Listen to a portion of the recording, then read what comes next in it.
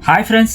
రీసెంట్‌గా ఆంధ్రప్రదేశ్ ప్రభుత్వం నారా లోకేష్ గారి చనువుతో ఒక సంచలన నిర్ణయం అండ్ గుడ్ నిర్ణయం అని చెప్పాలనమాట. సో, అలాంటి ఒక డెసిషన్ అయితే తీసుకుందనమాట వైజాగ్. ఏదైతే టైర్ 2 సిటీగా భావిస్తారో అందరూ, అక్కడికి కార్పొరేటర్స్‌ని అట్రాక్ట్ చేసేందుకు టీసీఎస్‌కి ఎకరా కేవలం 99 పైసలకి మాత్రమే ఇవ్వడం జరిగింది. అది ఎన్ని ఎకరాలు అనుకుంటున్నారు? గెస్ చేయండి. 1 కాదు, 2 కాదు, 10 కాదు.